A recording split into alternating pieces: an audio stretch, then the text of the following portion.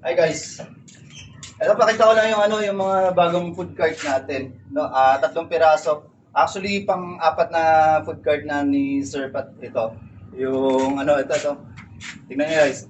Pat Food Hub sa Tondo, Manila. Suportahan natin guys ha. Lagi kayong bibili dito. Napakasarap ng pagkain nila. Napakasarap ng mga merienda nila. Bukas sila hanggang gabi. I think hanggang gabi. Okay? Pakita ko lang guys yung natin. Ayan. Ayan, no?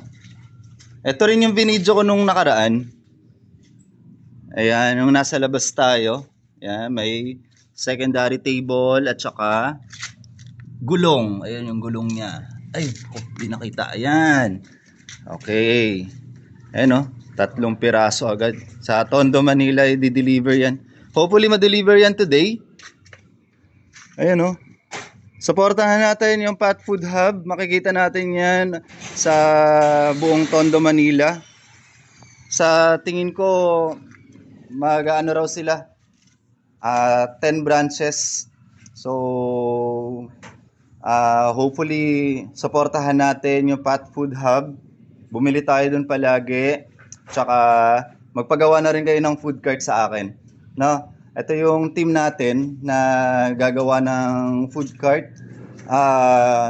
Pero sa inyo manggagaling yung layout ng tarpaulin para mas kontrolado nyo lahat ng mga details. Okay? Pakita ko lang rin guys yung natin, yung bike cart natin. Ayan, yung bike cart natin guys. Ayan, meron tayong door table, sauce carrier, juice carrier, side table, tapos syempre yung ating malawak na storage area. Kasya rin dyan yung LPG. Ito yung pangyakap natin sa LPG. Ayan, dito naman sa roofing natin, detachable yan. Meron tayo ditong apat na bolt and nut. Ayan. Apat na bolt and nut. Yun, ito yung isa. Okay. Pakita ko lang rin guys yung loob para pwede kayong dito maglagay ng kung ano-ano rin. Lalo na yung mga styro natin, mga baso, stock, mga ibang paninda na medyo magagaan, pwede dito. Ayan, malawak yan guys.